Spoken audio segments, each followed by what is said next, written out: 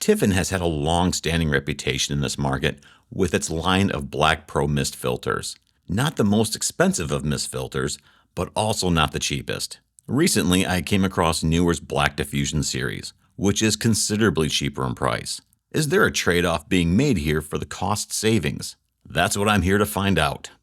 I'm a full frame and micro four thirds user, so testing on both sensor sizes is important. The cameras used for these tests is the Lumix S5 and the Lumix GH6. Additionally, I'll be testing 3 lenses on each camera. On the Lumix S5, I will be using the Lumix 50mm f1.8 kit lens, a vintage Pentax Super Tac 35mm f3.5, and another Pentax SMC Takumar 28mm f3.5. If you're wondering about my choices here, I personally have more vintage lenses than modern lenses. I'm just a huge fan of the old school. As for the Lumix GH6, the lenses will be the Lumix 12-35 f2.8 Mark II, Voigtlander 17.5 f0.95, and again the vintage SMC Takumar 28. The Pentax 28mm is the one lens that both cameras will have in common for these tests. I only use 1/8 or 1/4 diffusion, as I personally am not a fan of the look with anything that is 1/2 diffusion and stronger. Starting with the Lumix S5 and the 50mm kit lens, we'll look at the 1/8 diffusion filters.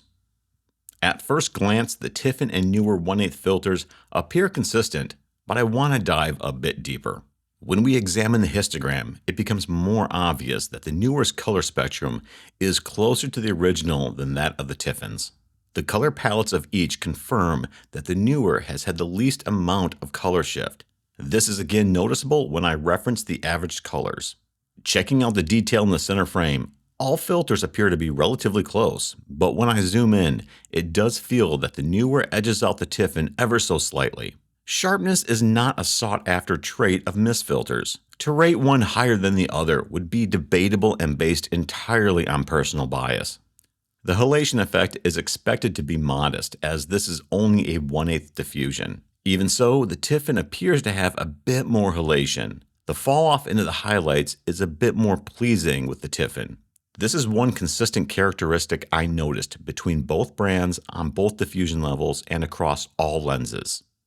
Stepping up to quarter strength, contrast is noticeably reduced from the original sample. The NEEWER's filter's histogram appear closer to the Tiffen's, more than it did on the 1/8 test, as does the color palettes. Interestingly enough, the average color of the NEEWER is much closer to that of the original. When viewing the sharpness, again, it feels like the NEEWER is a bit sharper in the edges and has more contrast in the details. As we look closely at the halation effects on each, it is a very close race. It's just too close to call. Now I will check consistency by switching lenses to the Takumar 35mm. The histograms are noticeably different than they were with the 50mm lens, demonstrating how lenses can also affect color. Looking at both the palettes and average colors, it shows that the NEEWER is still closer to the original sample than the Tiffen is. I found this test interesting when compared to the 50mm samples, only because it seems ever so slightly that the Tiffen is now sharper and more detailed than the NEEWER. Moving over to the halation tests, the results are consistent with what we saw on the 50mm lens. Now switching to the quarter strength filters. Comparing these samples, it would seem the Tiffen is the closest to the original. This contradicts the histogram results, while the color palettes contradict the histogram. The average color shows that the samples stayed within a very close color range, indicating that both can deliver very similar results. Both filters are very close in sharpness, with the Tiffen delivering slightly more details. Halation tests have consistent results with the 50mm samples. Going a bit wider with the Takumar 28mm, all 3 samples appear very close in color. This is confirmed by the histograms, palettes, and average colors. When reviewing the next set of samples, I would say that the NEEWER continues to result in sharper and more detailed images. Halation tests on this lens are consistent with the 35 and 50mm lenses. Switching out for the quarter strength, the color test results show an expected reduction in contrast and shifts in color. But the results of the histogram, palettes, and average colors show that the colors between the filters stayed within an acceptably tight range of each other. Sharpness and detail differences are nearly impossible to tell apart, as is the halation. It's now time to crop in and test with a Micro Four Thirds and see how the filters behave on different lenses and sensors. We'll kick off the GH6 test with probably the most popular of Lumix lenses, the 12 to 35mm Mark II. The histogram shows me there's a lot going on between the competing filters. The palette and average color of the Tiffen sample demonstrates that this filter has a more prominent impact on the image. Like on the S5 samples, the NEEWER continues to be a bit sharper and more detailed in the mid-range. The halation also feels consistent between the filters. I do lean towards the Tiffen having a slightly stronger overall effect. The falloff on the Tiffen feels a bit more gradual than the full-frame samples. Switching out now for the quarter strength, let's continue pixel peeping the samples. One detail I want to note is that the NEEWER samples appear to be a touch brighter.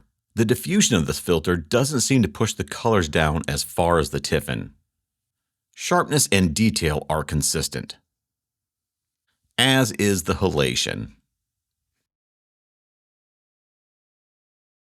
Now it's time to swap out for the Voigtlander 17.5, and as usual, I am starting with the 1/8 diffusion. The histograms and palette samples illustrate quite a bit of variation between the filters.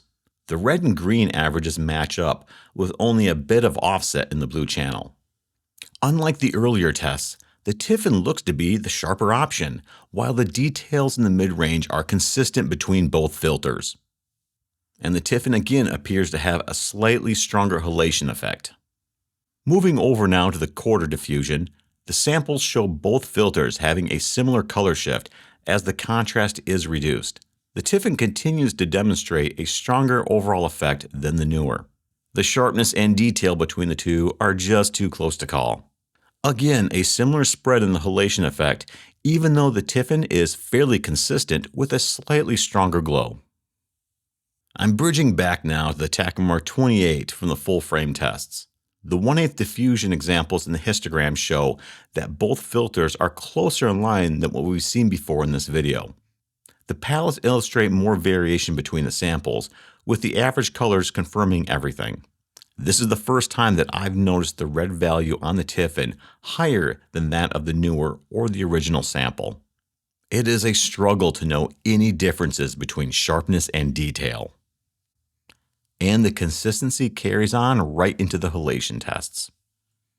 Swapping filters over to the quarter strength, again we see that their histograms, palettes, and average colors of the filters are closer to each other than that of the original sample.